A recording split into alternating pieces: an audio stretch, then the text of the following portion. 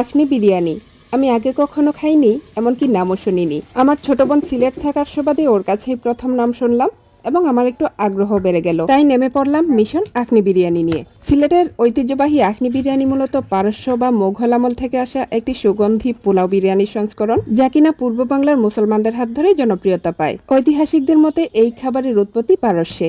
মুঘল সম্রাট আকবরের আমলের আইনি আকবর গ্রন্থে ইয়াখনির উল্লেখ পাওয়া যায়, যা পরে মুঘল বাবরচিদের হাত ধরে দিল্লি হয়ে এই অঞ্চলে জনপ্রিয় হয়। আমি যেহেতু আগে কখনো আখনি বিরিয়ানি খাইনি, তাই এর রেসিপি সম্পর্কে আমার কোনো ধারণাই ছিল না। একটু ইউটিউব ঘাটাঘাটি করে আমি যতটুকু ধারণা করতে পারলাম সে অনুযায়ী আজকে আমি আখনিটা রান্না করব। প্রথমে আমি মুরগির মাংস ছোট ছোট করে কেটে নিয়েছি। যদিও গরুর মাংস দিয়ে রান্না করলে বেশ ভালো লাগতো, কিন্তু আমার ঘরে এই মুহূর্তে মুরগির মাংসই ছিল। এই রান্নায় অন্যান্য বিরিয়ানির তুলনায় তেল একটু বেশি ব্যবহার করতে হয়। প্রথমে তেলটা গরম হওয়ার পরে গরম মশলা ফোড়ন দিয়েছি, তারপর পর্যাপ্ত পরিমাণে পেঁয়াজ, আদা এবং রসুন বাটা দিয়ে দিয়েছি। 1 টেবিল চামচেরও বেশি কাজু বাদাম পেস্ট দিয়েছি। তারপর দিয়েছি থেতলানো কাঁচামরিচ, 1 চা চামচ জিরার গুঁড়া দিয়ে দিচ্ছি। আর এই রান্নায় গুঁড়া মশলার ব্যবহার একদমই চোখে পড়ে না। যদিও কোনো ভিডিওতে আমি জিরার ব্যবহার দেখেছি, কোনোটাই দেখিনি। তারপরেও আমি 1 চা চামচ জিরা এখানে ব্যবহার করেছি। খেয়াল করেছেন আমি কিন্তু লবণ দিইনি। আমার এইমাত্র মনে হলো যে আমি লবণ দিইনি। তো এইভাবে মাংসটা যখন প্রায় কষে এসেছে এবং হয়ে এসেছে, তখন আমি অর্ধেক প্যাকেটের মতো গুঁড়া দুধ এখানে ব্যবহার করেছি। তারপর এই পর্যায়ে এসে মাংসটা নামিয়ে নিয়েছি। এখন অন্য একটি পাতিল আমি বসিয়ে দিয়েছি, সেখানেও তেল গরম করে গরম মশলা ফোড়ন দিয়েছি। আর এখন কতগুলো পেঁয়াজ কুচি ভাজা ভাজা করে নিচ্ছি। এখানেও আমি পেঁয়াজ, আদা এবং রসুন বাটা ভেজে নিয়েছি। আর এখন দিয়ে দিচ্ছি গাজর এবং মটরশুঁটি। আখনিতে মূলত এই দুটি সবজির ব্যবহারই বিশেষভাবে চোখে পড়েছে। আর এখন আগে থেকে ধুয়ে রাখা 1 কেজি চাল আমি এখানে দিয়ে দিচ্ছি।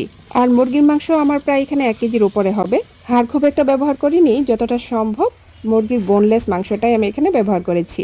আর এই পর্যায়ে এসে চালটা একটু দীর্ঘ সময় ভাজতে হবে। যখন কিনা চালটা একটু ঝনঝন আওয়াজ করবে, সেই পর্যায়ে আগে থেকে গরম করা 1.25 কেজি গরম পানি এখানে দিয়ে দিয়েছি। তারপর রান্না করে রাখা মুরগির কোরমা ভালো করে মিশিয়ে ঢাকনা দিয়ে রান্না করে নেব। আর পানিটা যখন প্রায় শুকিয়ে এসেছে এবং চাল 80% মতো হয়ে এসেছে, এই পর্যায়ে বিরিয়ানির চাল উপর দিয়ে সমান করে ঢাকনা দিয়ে 30 থেকে 25 মিনিটের মতো দমে রেখে দেব। এটি সাধারণ বিরিয়ানির চেয়ে হালকা এবং তীব্র সুগন্ধিযুক্ত একটি বিরিয়ানি।